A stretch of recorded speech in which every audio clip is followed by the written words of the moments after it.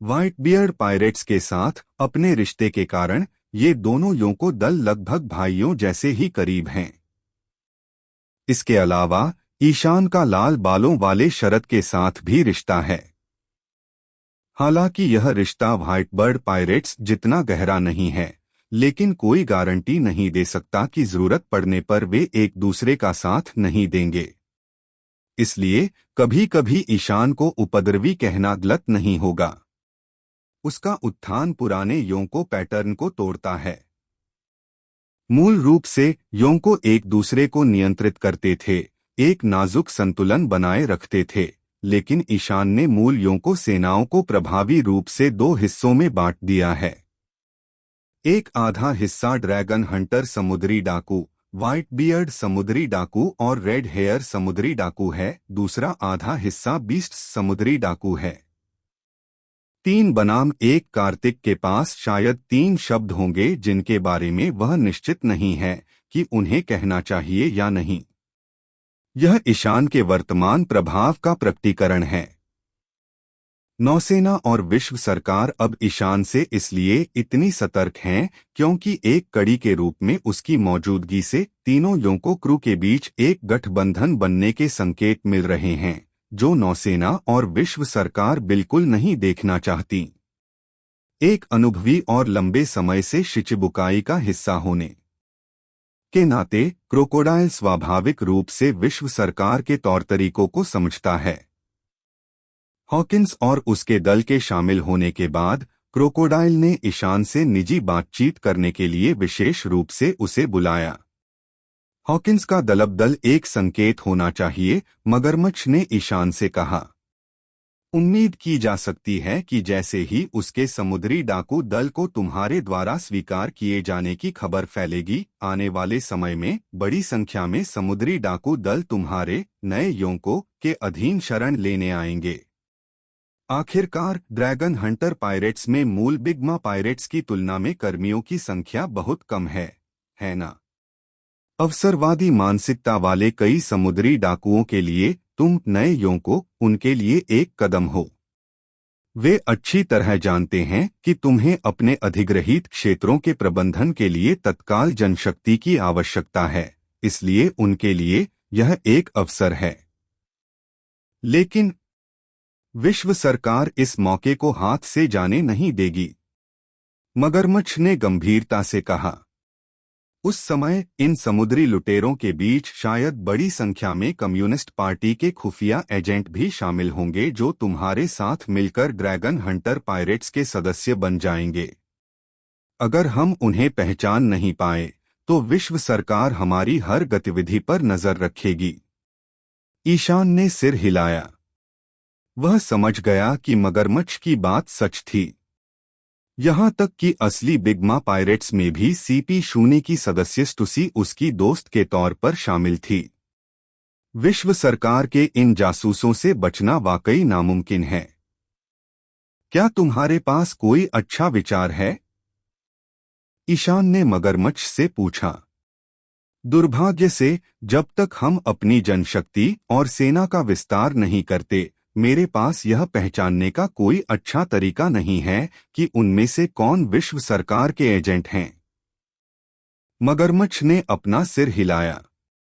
लोग communist party के खुफिया एजेंटों से इसलिए हैरान और भयभीत रहते हैं क्योंकि कोई नहीं जानता कि वे आपके सामने आने पर क्या पहचान बना लेंगे। तो अब एक ही रास्ता है, और वो है उन्हें अलग करना, मगरमच्छ बोला। ड्रैगन हंटर पायरेट्स के मूल सदस्य भरोसेमंद होने चाहिए। फिर उन्हें मुख्य बल बनाएं और उन्हें स्काई आइलैंड बेस पर तैनात करने की कोशिश करें। जहां तक समुद्री डाकू दल के मुख्य रहस्यों की बात है, उन्हें भी स्काई आइलैंड पर ही रखने की कोशिश करें। जो बाद में शामिल होते हैं उन्हें अलग अलग समूहों में बांट दें और उन्हें स्काई आइलैंड के संपर्क में न आने दें। इस तरह अगर उनमें विश्व सरकार के एजेंट भी होंगे तो भी उन्हें बहुत कम जानकारी होगी। यह एक अच्छा विचार है। लेकिन चाहे कुछ भी हो, भविष्य में हमारे समुद्री डाकू दल की गतिविधियां विश्व सरकार और नौसेना को जरूर पता चल जाएंगी, है ना? ईशान ने कहा। हाँ, हम किस इलाके पर कब्जा करने वाले हैं, किन समुद्री लुटेरों के दस्तों से लड़ने वाले हैं, ये बातें छिपाई नहीं जा सकती।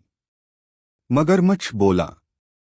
लेकिन इन्हें छिपाने की जरूरत तो नहीं है, है ना? बेशक, जब तक कि आप मरीन मुख्यालय मरीनफोर्ड या पवित्र भूमि मैरी जियोइस पर हमला करने की योजना न बना रहे हों। ईशान मुस्कुराया और बोला, ठीक है, जैसा आप सुझाते हैं वैसा ही करते हैं। समुद्री डाकुओं के दल के सदस्यों को अलग कर देते हैं। मैं यह मामला आप पर छोड़ता हूं। चूंकि विश्व सरकार भी आपको ड्रैगन हंटर समुद्री डाकुओं का चीफ ऑफ स्टाफ मानती है, इसलिए आपको अपने कर्तव्य निभाने चाहिए। ईशान के योंको बनने के बाद इसका असर न सिर्फ दुनिया पर पड़ा, बल्कि स्वाभाविक रूप से ड्रैगन हंटर पायरेट्स पर भी पड़ा। ये जरूरी बदलाव हैं। मगरमच्छ चला गया और ईशान कुछ क्षण वहीं खड़ा सोचता रहा। फिर उसने हॉकिंस को बुलाया। कैप्टन, आपको मेरी क्या जरूरत है? ड्रैगन हंटर पायरेट्स में शामिल होने के बाद हॉकिंस ने अपना पता बदल दिया था और सीधे ईशान को कैप्टन कहने लगा था। हालांकि ऐसा लग रहा था कि ईशान के पास अभी भी कोई ऐसा जहाज नहीं है जो उसका असली मालिक हो, फिर भी इसने सभी को उसे कैप्टन कहने से नहीं रोका। हॉकिंस, मुझे तुमसे एक भविष्यवाणी करवानी है, ईशान ने कहा। समझ गया। हॉकिंस ने सिर हिलाया और ईशान को एक शांत कमरे में ले गया। वे एक दूसरे के सामने बैठ गए और हॉकिंस ने मेज पर भविष्यवाणी के लिए इस्तेमाल होने वाले अपने टैरो कार्ड बिछा दिए। तुम्हें मुझे यह बताने की जरूरत नहीं है कि तुम क्या पूछ रहे हो। बस अपने मन में सोचो और फिर इनमें से 3 कार्ड निकालो, हॉकिंस ने निर्देश दिया। ईशान ने सिर हिलाया, मेज पर रखे टैरो कार्डों को देखा, उनमें से 3 को लापरवाही से पलटा और फिर उन्हें हॉकिंस को दे दिया। हॉकिंस ने ईशान द्वारा सौंपे गए 3 कार्डों पर बनी तस्वीरों को देखा, कुछ देर चुप रहे, फिर बोले, कैप्टन, आप किसी की सुरक्षा के बारे में पूछताछ करना चाहते हैं, है ना? हाँ, ईशान ने जवाब दिया। वह अंकल राघव चौहान की स्थिति के बारे में पूछना चाहता था। उसके पास आरव के विवर कार्ड का एक टुकड़ा था। देवराज से सूचना मिलने के बाद ईशान ने उसे जांचने के लिए पहले ही निकाल लिया था। आरव का विवर कार्ड सही सलामत था, जिसका मतलब था कि उसे निकट भविष्य में कोई खतरा नहीं होगा। लेकिन ईशान के पास चाचा राघव चौहान का विवर कार्ड नहीं था, इसलिए उसे अपनी स्थिति की पुष्टि करने के लिए दूसरा रास्ता खोजना पड़ा। हॉकिंस ने कहा, ताश के पत्तों से। जिस व्यक्ति के बारे में आप पूछताछ कर रहे हैं, उसे कोई खतरा नहीं है। उसने ईशान को तस्वीर दिखाने के लिए एक पत्ता पलटा। उसमें कैद का एक जीवंत चित्रण था, एक बड़ा सा पिंजरा हवा में लटका हुआ, अंदर एक धुंधली परछाई, दोनों हाथ सलाखों को पकड़े हुए। हॉकिंस ने आगे कहा, जिस व्यक्ति के बारे में आप पूछ रहे हैं, वह शायद इस समय जेल में हो या किसी छोटी सीमित जगह में हो, बस इतना ही। कार्ड पर किसी खतरे का संकेत देने वाला कोई चिन्ह या प्रतीक नहीं है, इसलिए उसके सुरक्षित होने की संभावना 100% होनी चाहिए। वाकई भरोसेमंद। ईशान ने पहले भी हॉकिंस से भविष्यवाणी करने के लिए कहा था और वह उसकी क्षमताओं से बहुत प्रभावित हुआ था। इस बार यह और भी ज्यादा उल्लेखनीय था। हॉकिंस ने देवराज का संदेश नहीं देखा था, इसलिए उसे चाचा राघव चौहान और आरव के वानो कंट्री में कैद होने की जानकारी नहीं थी। इसी तरह ईशान ने भी उसे नहीं बताया था, लेकिन कार्ड्स से वह अंदाजा लगा सकता था कि वे कैद हैं। वाकई हैरानी की बात है। यह अधीनस्थ वाकई एक अच्छा सदस्य था, ईशान ने सोचा और हॉकिंस से कहा, मुझे तुमसे एक और भविष्यवाणी करवानी है। हॉकिंस ने कुछ नहीं कहा, कार्डों को ढक दिया, उन्हें फिर से फेंटा, मेज पर रख दिया और ईशान को कार्ड निकालने का इशारा किया। ईशान ने चुपचाप उस विषय पर ध्यान केंद्रित किया जिसे वह जानना चाहता था और 3 कार्ड निकाल रहा था। इस बार वह आरव और चाचा राघव चौहान के सुरक्षित बच निकलने की संभावना जानना चाहता था। हालांकि ईशान को आश्चर्य हुआ जब हॉकिंस ने उसे असमंजस में बताया, कैप्टन, इस प्रश्न की संभावना 0 है। ओह! ईशान ने तुरंत भौहें चढ़ाई।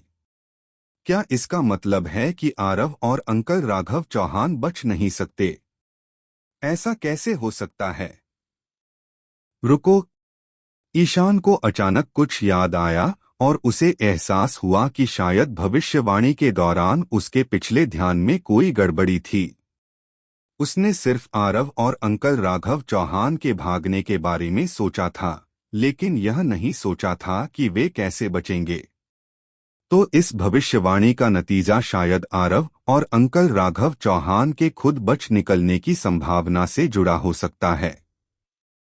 क्योंकि ईशान की मूल योजना में वह पहले ओल्ड मैन व्हाइट बियर्ड से मिलकर स्थिति का जायजा लेना चाहता था और फिर राघव चौहान और आरव को बचाने के लिए वानो कंट्री तक जाने के लिए किसी को ढूंढना चाहता था। खुद बच निकलना और बच निकलना 2 अलग अलग तरीके हैं। चलो एक बार फिर करते हैं, ईशान ने हॉकिंस से कहा। हॉकिंस ने कोई आपत्ति नहीं जताई और ईशान को दोबारा कार्ड निकालने को कहा। इस बार ईशान ने सोचा, अगर मैं खुद उन्हें बचाने निकल पड़ा तो आरव और अंकल राघव चौहान के बच निकलने की कितनी संभावना है? क्या इस सफर में कोई दुर्घटना या खतरा होगा? हालांकि जब ईशान ने हॉकिंस को कार्ड दिए तो हॉकिंस भी हैरान रह गए और बोले, कैप्टन, इस बार तो 100% लग रहा है और आप जो करना चाहते हैं वो बहुत आसानी से हो जाएगा। दोनों भविष्यवाणियों के परिणाम बहुत भिन्न हैं। दूसरे शब्दों में, आरव और चाचा राघव चौहान वानो देश की जेल से अकेले नहीं भाग सकते। यह बिल्कुल मुमकिन है। हालांकि आरव और राघव चौहान ताकतवर हैं, लेकिन वे डेविल फ्रूट के उपयोगकर्ता हैं। इस दुनिया में ऐसी चीजें हैं जो डेविल फ्रूट की क्षमताओं को रोक सकती हैं, सिर्फ समुद्री पत्थर ही नहीं बल्कि समुद्री पानी भी। शायद वे किसी पानी की कोठरी में कैद हों। ऐसे में वे कुछ नहीं कर सकते। ईशान को सही स्थिति का पता नहीं चल सका, लेकिन उसे आश्चर्य इस बात पर हुआ कि अगर वह कार्रवाई करता तो वह 100% सफलता दर के साथ उन्हें बचा सकता था। इसका मतलब यह नहीं कि ईशान उन्हें बचाने के लिए अपनी लड़ाकू शक्ति का इस्तेमाल करेगा। क्या हॉकिंस ने नहीं कहा था कि यह बहुत आसान होगा? यानी शायद कोई लड़ाई नहीं होगी। यहाँ क्या हो रहा है? ईशान समझ नहीं पा रहा था। वह यह भी जानता था कि हालांकि हॉकिंस की भविष्यवाणियां काफी सटीक होती थीं, लेकिन अक्सर वे केवल सामान्य और अस्पष्ट संकेत ही दे पाती थीं, विशिष्ट परिस्थितियों का प्रतिबिंबन नहीं हो पाता था। लेकिन इतना तो पहले से ही काफी था। हालांकि यह अजीब था कि दोनों भविष्यवाणियों के नतीजे इतने अलग क्यों थे। ईशान को बस खुद जाकर समझना था कि क्या हो रहा है। अब जब वह जानता था कि दोनों अस्थायी रूप से सुरक्षित हैं, तो उसे यह डर नहीं था कि व्हाइटबर्ड पायरेट्स के अड्डे पर जाने से समय में देरी होगी और बदलाव आएगा। इसलिए हॉकिंस के जाने के बाद ईशान ने क्रोकोडाइल को ढूंढा और उसे बताया कि वह व्हाइटबर्ड पायरेट्स के अड्डे पर जाने की योजना बना रहा है और उससे कहा कि वह इस दौरान समुद्री डाकू दल की देखभाल करे और अगर कुछ भी हुआ तो डेन डेन मुशी के माध्यम से तुरंत उससे संपर्क करे। मगरमच्छ सहमत हो गया, लेकिन उसने ईशान को याद दिलाया, जाने से पहले निको ऋतु से मिल लेना बेहतर होगा। लगता है उसने बिग मा पायरेट्स द्वारा एकत्रित किए गए पोनेग्लिफ्स की व्याख्या और उन्हें व्यवस्थित करने में कुछ प्रगति कर ली है। मैं समझ गया। ईशान ने सिर हिलाया और फिर खजाने वाले कमरे की ओर चल पड़ा जहां ऋतु के होने की संभावना थी। खजाने वाले कमरे में घुसते ही ईशान ने ऋतु की सुडौल पीठ देखी। वह एक पोनेग्लिफ के सामने खड़ी थी, एक मोटी नोटबुक पकड़े हुए उस पर लिखे शब्दों को देख रही थी और उसका दाहिना हाथ क्विल पेन से तेजी से लिख रहा था। ईशान के कदमों की आहट सुनकर ऋतु पलटी। ईशान ने देखा कि उसने चश्मा पहना हुआ था और उसे अचानक ऐसा लगा जैसे किसी चीज ने उसके दिल पर जोर से वार किया हो। परिपक्व और सुंदर ऋतु अब एक विद्वान जैसी नजर के साथ, यह बस बहुत अद्भुत है। तुम यहाँ हो? ऋतु ने ईशान को देखकर मुस्कुराया। तुम बहुत सुंदर लग रही हो, ये चश्मा तुम पर जंच रहा है। ईशान ने प्रशंसा की। सच में? ऋतु हंसी। मुझे भी ऐसा ही लगता है। ईशान आगे बढ़ा, बेधड़क ऋतु की पतली कमर पर हाथ रखते हुए बेशर्मी से बोला, हे तुम तो टीचर लग रही हो। तो टीचर ऋतु, क्या तुम मुझे कुछ सिखा सकती हो? मेरी ज्ञान की लालसा भरी आंखों को देखो। हे ऋतु ने अपना चश्मा ठीक किया, ईशान को चिढ़ाते हुए उसके कान के पास झुकी और धीरे से फूंक मारते हुए पूछा, ठीक है छोटे ईशान, तुम मुझसे क्या सीखना चाहते हो? मैं गाड़ी चलाना चाहता हूँ। अरे नहीं, मैं जानना चाहता हूँ कि तुम्हारी खुशबू इतनी अच्छी क्यों है। ईशान ने ऋतु की खुशबू की गहरी सांस ली। बहुत अच्छी खुशबू है। हालांकि अगले ही पल ऋतु खिलखिलाकर बोली, ओ क्या यह बड़ी माँ की खुशबू से भी बेहतर है? यह सुनकर ईशान का चेहरा तुरंत हरा हो गया। अरे इतने दिन बीत गए, क्या अब ये मजाक बंद कर सकते हैं? ईशान ने उदास होकर ऋतु को गले लगाते हुए कहा, क्या तुम्हें कोई शिकायत है? ऋतु इतनी जोर से हंसी कि उसकी आंखों में आंसू आ गए। सिर्फ वही नहीं, बल्कि समुद्री लुटेरों के दल की कई लड़कियां भी हाल ही में ईशान को इसी तरह चिढ़ा रही थीं। वे उससे फ्लर्ट करने की कोशिश करतीं और किसी रोमांटिक पल में अचानक कुछ ऐसा कह देतीं। ईशान का चेहरा बहुत मजेदार था, मानो उसे 100,000 पॉइंट्स का क्रिटिकल हिट लगा हो। तो ऋतु वास्तव में थोड़ी शरारती है। क्या मैं तुम सबके साथ कुछ ज्यादा ही लाड़ प्यार कर रहा हूं?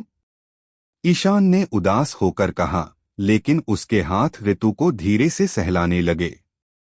अभी अभी जो सदमा लगा था, उसके बाद उसे कुछ राहत की जरूरत थी। मुझे वह एहसास याद आ रहा है जब उन्होंने उनके लिए सनस्क्रीन लगाया था। हालांकि अचानक ऋतु की कमर पर एक हाथ आया जिसने ईशान का हाथ पकड़ लिया और उसे मरोड़ दिया। ठीक है, चलो बिजनेस की बातें करते हैं। ऋतु ने मुस्कुराते हुए अपना चश्मा फिर से ठीक करते हुए कहा, पिछले कुछ दिनों से मैं उस लाल पोनेग्लिफ का अध्ययन कर रही हूं और उसे समझ भी लिया है। जैसा कि तुमने पहले कहा था, इस पोनेग्लिफ में एक द्वीप के बारे में जानकारी दर्ज है। लेकिन अजीब बात है कि जब मैंने समुद्री चार्ट देखे तो मुझे पोनेग्लिफ में लिखा द्वीप नहीं मिला। हाँ, क्या हो रहा है? ईशान हैरान था। कई संभावनाएं हैं, ऋतु ने सोचते हुए अपनी कलम का सिरा काटा। हो सकता है कि विवर्तनिक परिवर्तन हो या समुद्री धाराएं, जिनके कारण दर्श द्वीप अपने मूल निर्देशांकों से भटक गया हो। आखिरकार पोनेग्लिफ की सामग्री सैकड़ों साल पुरानी है, कुछ भी हो सकता था। तो फिर? ईशान को अचानक कुछ बुरा ख्याल आया और उसने पूछा, क्या यह संभव है कि द्वीप डूब गया हो? नहीं, शायद नहीं। ऋतु ने एक पल सोचा और कहा, मुझे याद है तुमने मुझे पहले बताया था कि समुद्री डाकू राजा रवि ने भी बिग्मा के इस पोनेग्लिफ को रगड़कर बनाया था। अगर रवि ने पत्थर पर दर्ज सामग्री को अंतिम द्वीप लाफ टेल को खोजने के लिए संदर्भ के रूप में इस्तेमाल किया, तो इसका मतलब है कि यह द्वीप अभी भी मौजूद है। ठीक है। 20 साल से भी ज्यादा पहले की बात है। ईशान ने सिर हिलाया। अगर सैकड़ों साल बाद भी वो वहां था, तो कोई वजह नहीं कि 20 साल बाद भी न हो। तो मेरा अनुमान है कि डूबने की संभावना नहीं है, लेकिन यह संभव है कि इसका स्थान बदल गया हो। ऋतु ने कहा। इसका मतलब है कि अगर हमें इस द्वीप को ढूंढना है, तो हमें एक कुशल नाविक की जरूरत है जो अतीत और वर्तमान के समुद्री मानचित्रों की तुलना करके इस द्वीप के संभावित स्थान का पता लगा सके। एक बेहतरीन नेविगेटर। ईशान दंग रह गया, फिर उसने ऋतु की ओर देखा। फिर दोनों ने एक साथ कहा, नैना। ऋतु के साथ काफी देर तक पोनेग्लिफ्स पर चर्चा करने के बाद ईशान खजाने वाले कमरे से बाहर आया। यह साफ था कि ऋतु इन दिनों बहुत खुश थी। एक साथ इतने सारे पोनेग्लिफ स्तंभों का अध्ययन करने के कारण वह जाने को तैयार नहीं थी। लाल रोड पोनेग्लिफ्स पर शोध करने के अलावा ऋतु अन्य पोनेग्लिफ्स को सूचीबद्ध करने का भी प्रयास कर रही थी, अब तक अनुवादित प्राचीन लिपियों के आधार पर ऐतिहासिक समयरेखाओं को व्यवस्थित कर रही थी। पोनेग्लिफ के सभी स्तंभों को इकट्ठा करना निस्संदेह एक कठिन काम था। हालांकि जब से उसने ईशान का पीछा करना शुरू किया है, उसे कई स्तंभ मिले हैं। शायद कुछ समझदार अनुमानों के साथ वह ऐतिहासिक सच्चाई का कुछ हिस्सा इकट्ठा कर सके। ईशान ने उसे परेशान नहीं किया। बाहर निकलकर उसने ड्रैगन हंटर पायरेट्स के सदस्यों को इकट्ठा किया और उन्हें बताया कि वह कुछ देर के लिए बाहर जा रहा है। उसने पहले व्हाइट बर्ड पायरेट्स से मिलने और फिर वानों की धरती के लिए रवाना होने की योजना बनाई। हालांकि यह सुनकर कि ईशान वानों देश जाने का इरादा रखता है, चालक दल के डोरोनी ने अचानक ईशान से कहा, कप्तान, अगर आप वानों जा रहे हैं तो मैं भी अपने गृहनगर जाना चाहूंगा। मिंक जनजाति का गृहस्थान कहाँ है? जू है न? ईशान ने उत्सुकता से पूछा, अचानक घर लौटने की इच्छा क्यों हुई? डोरोनी ने अजीब तरह से अपना सिर खुजलाया और कहा, देखो, जब मैं सिर्फ एक समुद्री डाकू के तौर पर तुम्हारा पीछा कर रहा था, तब तो कोई खास फर्क नहीं पड़ता था। लेकिन अब जब हम योनको समुद्री डाकू दल बन गए हैं, तो यह थोड़ा अप्रत्याशित है।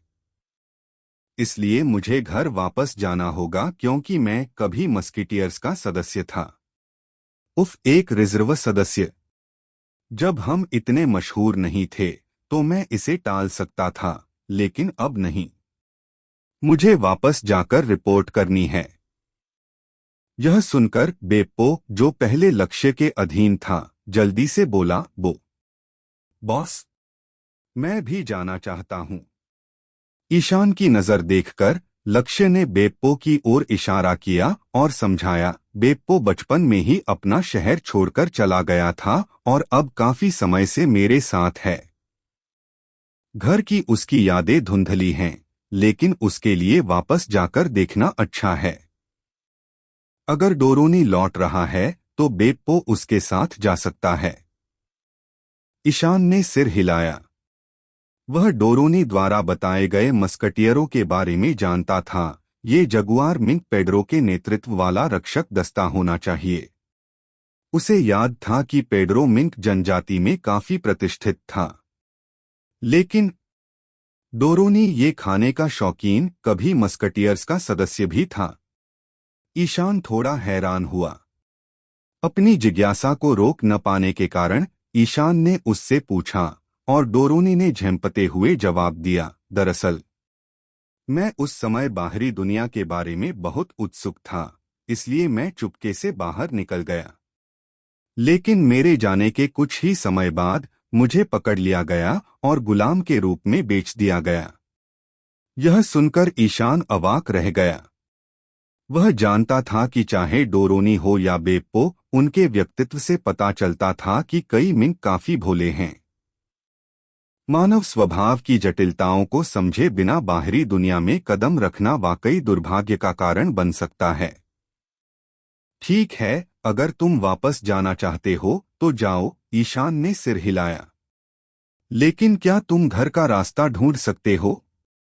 आखिरकार, जो एक लगातार घूमता हुआ विशाल हाथी है। इटर्नल पोज के कंपास उस तक नहीं पहुंच सकते। विवर कार्ड्स के अलावा जू तक पहुंचने का कोई और रास्ता नजर नहीं आता। डोरोनी इतने लंबे समय से दूर है, कौन जाने कि उसके पास अभी भी कोई विवर कार्ड है या नहीं। हालांकि डोरोनी ने आत्मविश्वास से उसकी छाती थपथपाई और कहा, चिंता मत करो कप्तान, मैं वापस आ सकता हूं। ठीक है, तो तुम और बेप्पो सावधान रहना। ईशान ने सिर हिलाया, फिर रैडेन और जिक की ओर मुड़कर पूछा, वैसे क्या तुम लोग वापस जाकर देखना चाहते हो? जायंट्स और लॉन्गार्म जनजाति के वतन लौट जाओ। अगर तुम जाना चाहते हो तो मैं तुम्हें कुछ समय की छुट्टी दे दूंगा। रैडेन, जो पालथी मारकर बैठा था, ने हाथ जोड़कर एक पल सोचा और फिर बोला, मुझे लगता है मैं पास हो जाऊंगा। हम दिग्गजों के लिए कबीले के लोगों का समुद्री डाकू बनना बिल्कुल सामान्य बात है। जिक ने भी कहा, मेरे साथ भी ऐसा ही है। मैं वापस नहीं जा रहा। मुझे घर वापस गौरव के साथ लौटने या किसी और चीज में कोई दिलचस्पी नहीं है। ठीक है, तो तुम लोग द्वीप पर ही रहो। मुझे नहीं लगता कि मैं ज्यादा दिन बाहर रहूंगा, ईशान ने कहा। तभी मगरमच्छ बोला, कप्तान, उस आदमी सीजर का क्या? क्या हम उसे यूं ही द्वीप पर ही रखेंगे? वह पिछले कुछ समय से वापस जाने के लिए जोर जोर से चिल्ला रहा है। ईशान ने एक पल सोचा और कहा, हम उसे वापस नहीं जाने दे सकते। उसे कुछ पैसे दो, उसे यहीं रहने दो और वरुआ के शोध में शामिल होने दो। वरुआ की मदद करो। जर्मा ग्रुप के साथ सहयोग की योजना भी शुरू होनी चाहिए। हालांकि सीजर एक जोकर है, फिर भी वैज्ञानिक शोध में वह कुछ हद तक उपयोगी है। मुझे डर है कि वह मानेगा नहीं, नाना ने चिंतित होकर कहा।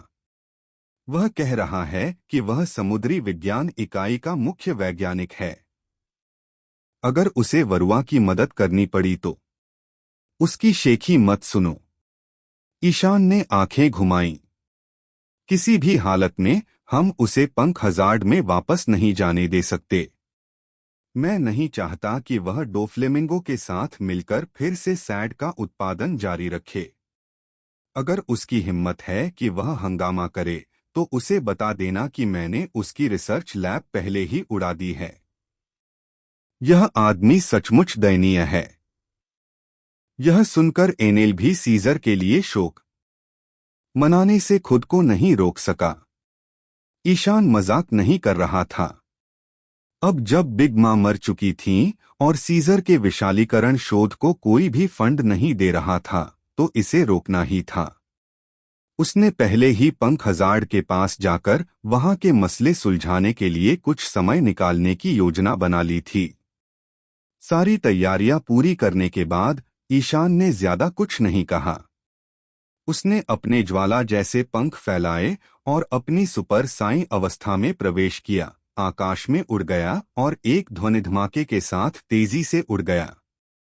जैसे जैसे ईशान मजबूत होता गया, समुद्र की दूरियां उसके लिए कोई मुद्दा नहीं रहीं। यही कारण था कि उसने कहा कि वह लंबे समय तक नहीं रहेगा।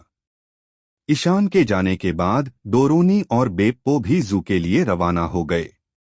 उसी समय नई दुनिया के एक निश्चित समुद्री क्षेत्र में एक युद्धपोत और एक बेड़े का आमना सामना हुआ। यह बेड़ा छोटा नहीं था, इसमें लगभग 1 दर्जन युद्धपोत शामिल थे। लेकिन अजीब बात यह थी कि हालांकि ये जहाज मानक मरीन जहाज थे, लेकिन उन पर लगे झंडे मरीन के सीगल प्रतीक चिन्ह वाले नहीं थे। इसके बजाय एक उल्टा समुद्री प्रतीक, नियो मरीन्स।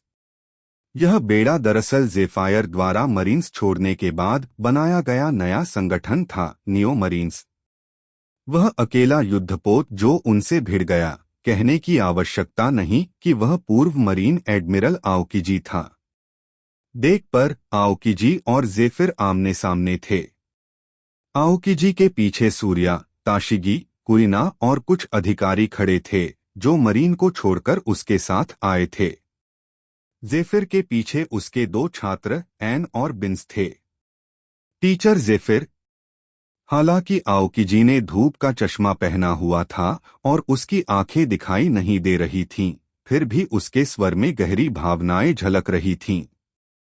मुझे उम्मीद नहीं थी कि आप भी और सब लोगों में से मरीन्स को छोड़ देंगे।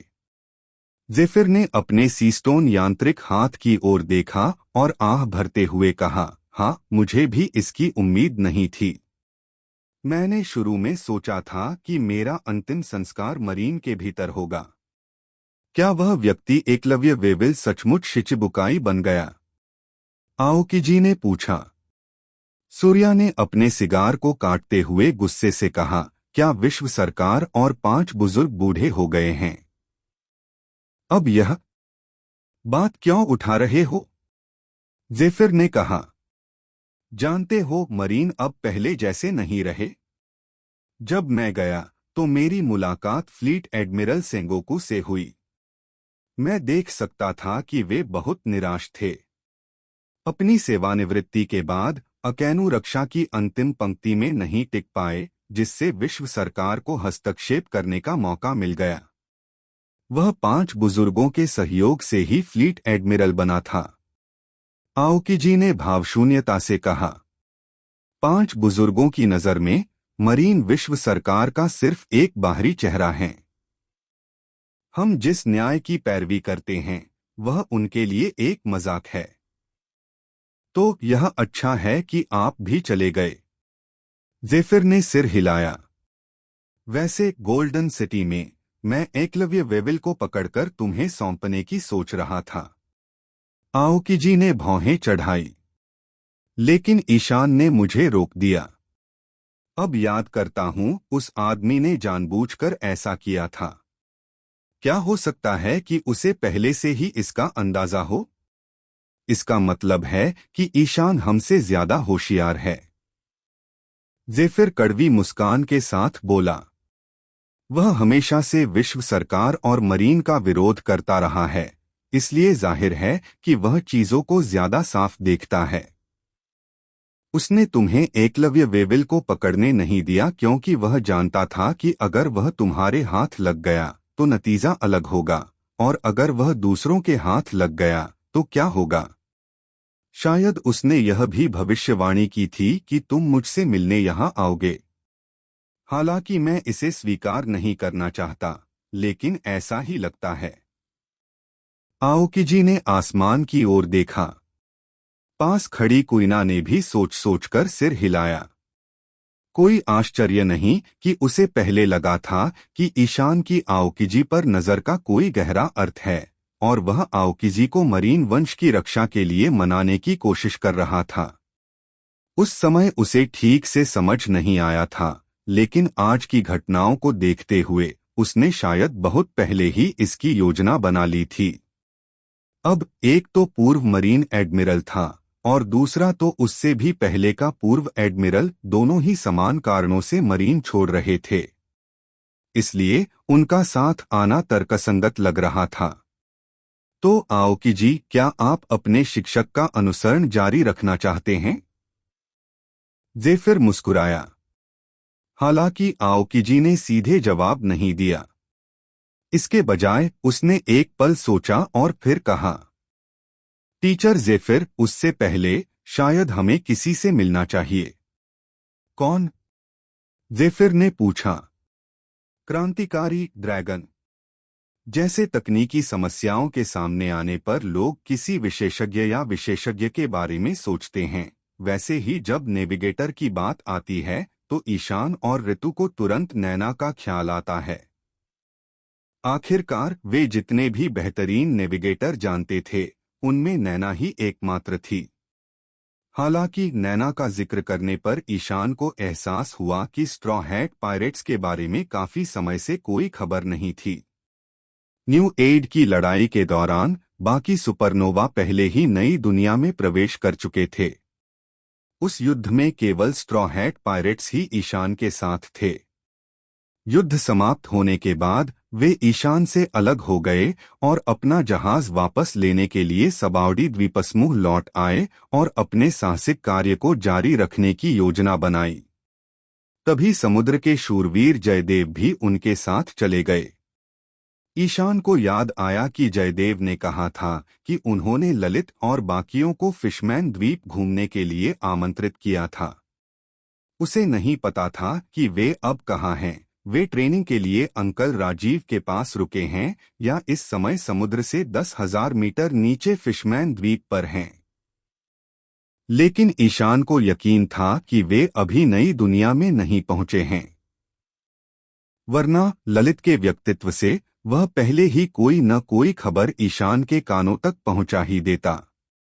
वैसे भी मूल समयरेखा पहले ही बाधित हो चुकी थी। ईशान ने अनुमान लगाया कि ललित और उसके दल को शायद 2 साल का और प्रशिक्षण नहीं मिलेगा। उसे समझ नहीं आ रहा था कि यह उनके लिए अच्छा है या बुरा।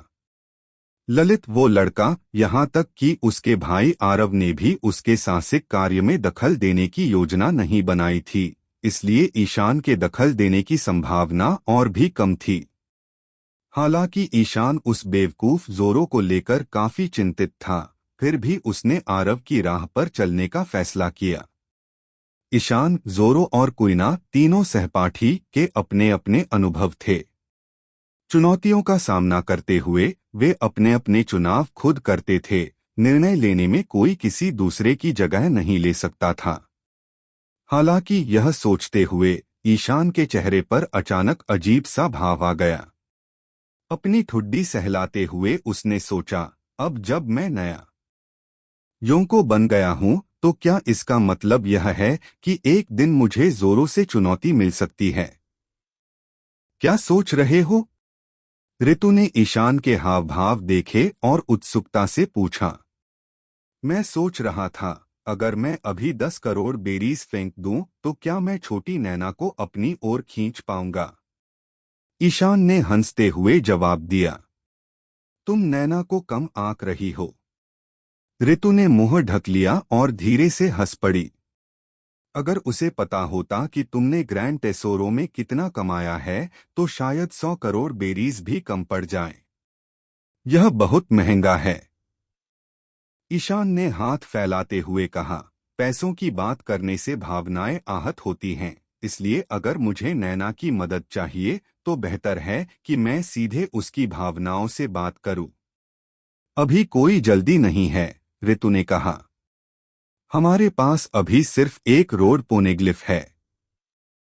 आपने जो कहा है उसके अनुसार आखिरी द्वीप लाफ टेल को ढूंढने के लिए हमें बाकी 3 रोड पोनेग्लिफ की जरूरत है। क्या आपको पता है कि बाकी 3 कहाँ हैं? मुझे तो बस 2 के बारे में ही पता है। एक तो वो है जो बड़ी माँ के पास था और दूसरा। ईशान ने एक पल सोचा, भौहें चढ़ा लीं। बेशक एक और योंको कार्तिक के पास जरूर है। बूढ़े सफेद दाढ़ी वाले के पास तो नहीं है, लेकिन लाल बालों वाले शरद के पास है या नहीं, इसका अंदाजा लगाना और पूछना मुश्किल है। दरअसल ईशान को यह भी पता था कि डोरोनी और बेप्पो की मातृभूमि जू पर एक रोड पोनेग्लिफ है, लेकिन जू पर यह रोड पोनेग्लिफ बहुत अच्छी तरह छिपा हुआ था और मिंक जनजाति के अलावा किसी बाहरी व्यक्ति को इसके बारे में पता नहीं था। इसलिए ईशान ने जल्दबाजी में इसका जिक्र नहीं किया, वरना उसकी जानकारी का स्रोत बताना मुश्किल होता। ईशान ने सिर्फ बिग माँ और कार्तिक के पास मौजूद पोनेग्लिफ्स का जिक्र किया। आखिरकार ये कोई राज नहीं है कि ये दोनों योनको पोनेग्लिफ्स इकट्ठा कर रहे हैं। जहां तक आखिरी अज्ञात चौथे वाले की बात है, ईशान को सचमुच नहीं पता था। उसने लाल बालों वाले शरद का जिक्र क्यों किया, यह पूरी तरह से उसकी अटकलें थीं। सचमुच ऋतु बहुत समझदार थी। जैसे ही उसने ईशान से शरद का जिक्र सुना, वह उसकी सोच समझ गई। सोचते हुए उसने कहा, यह सच है। उस समय समुद्री डाकू राजा रवि लाफ टेल पहुंच गया था। अगर उन्होंने रोड पोनेग्लिफ्स के आधार पर लाफ टेल का ठिकाना ढूंढ लिया तो इसका मतलब है कि उन्होंने चारों पोनेग्लिफ्स इकट्ठा कर लिए थे। भले ही उस समय उन्हें सिर्फ रबिन ही मिली हो, लेकिन इतनी महत्वपूर्ण चीजें यूं ही नहीं फेंकी जा सकती थीं। रवि की मौत के बाद इन रोड पोनेग्लिफ्स के ठिकाने की सिर्फ दो ही संभावनाएं हैं। हाँ, ईशान ने सिर हिलाया। या तो उन्हें विश्व सरकार ने जब्त कर लिया था या रवि के दल ने उन्हें छिपा दिया था। जहां तक विश्व सरकार की बात है तो यह नामुमकिन है। चूंकि CP0 सदस्य स्टूसी इतने लंबे समय से बिगमा के इलाके में घुसपैठ कर रही थी, इसलिए वह रोड पोनेग्लिफ के पीछे रही होगी। इसलिए मुझे लगता है कि अगर विश्व सरकार ने ये रबिंग या पोनेग्लिफ पहले ही हासिल कर लिए होते तो वे अब भी बिगमा के पोनेग्लिफ के लिए लालायित नहीं होते। यह संभावना लगभग 60 से 70% सही होनी चाहिए। इसलिए मुझे लगता है कि रवि के पूर्व क्रू मेंबर होने के नाते शरद के पास आखिरी रोड पोनेग्लिफ होने की पूरी संभावना है। ईशान ने हाथ फैलाए। अगर उसके पास नहीं भी है तो भी बहुत मुमकिन है कि उसे पता हो कि वह कहाँ है। और सिर्फ उसे ही नहीं, चाचा राजीव को भी पता होने की पूरी संभावना है। उनकी धारणा के अनुसार शरद हमेशा से ही समुद्री डाकू राजा के उत्तराधिकारी की तलाश में रहा है।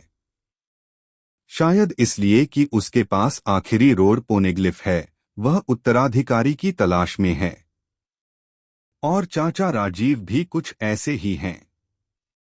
उस समय वह रवि पायरेट्स में एक प्रसिद्ध व्यक्ति थे, इसलिए रोड पोनेग्लिफ के उनके पास होने की संभावना भी ज्यादा है। दरअसल एक और भी था जो शायद जानता होगा, पर ईशान ने उसका जिक्र नहीं किया, यानी पायरेट किंग का बायां हाथ स्कोपर गबन, जो कभी अंकल राजीव जितना ही मशहूर था। हालांकि ईशान इस व्यक्ति से कभी नहीं मिला था, लेकिन जब उसने पहले पुडिंग से अपनी याददाश्त बदलने का नाटक किया था तब उसने बिगमा से स्कोपर गबन का ठिकाना पहले ही पता कर लिया था। वह वानो कंट्री में है। हालांकि रोड पोनेग्लिफ पत्थर की पट्टिका का ठिकाना अज्ञात है, इसका मतलब यह नहीं कि उसकी कोई रबिंग या प्रतियां संरक्षित नहीं हैं। ईशान अच्छी तरह जानता था कि बिग माँ के संग्रह में रोड पोनेग्लिफ सहित कई रबिंग मौजूद हो सकती हैं। न केवल रवि ने गुप्त रूप से उस शिलालेख की एक रबिंग बनाई, बल्कि शायद बिग माँ को पत्थर की पट्टिका मिलने से पहले ही दूसरों ने उसकी सामग्री की रबिंग बना ली थी।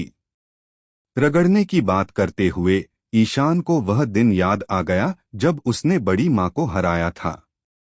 रीजू ने उसे गुस्से से अपनी छाती से रगड़ता हुआ पाया। उस समय ईशान को पता चला कि एरेस्ट और स्टूसी ने चुपके से एक रबिंग बनाई थी और उसे उसके कमरे में फंसाने के लिए रख दिया था। लेकिन किस्मत के फेर से रीजू की नजर उन पर पड़ गई और उसने उसे छिपा दिया। अगर यह छोटी सी घटना न होती तो शायद स्टूसी और एरेस्ट का पर्दाफाश न होता। यही तो कहा जा सकता है कि किस्मत लोगों के साथ छल करती है।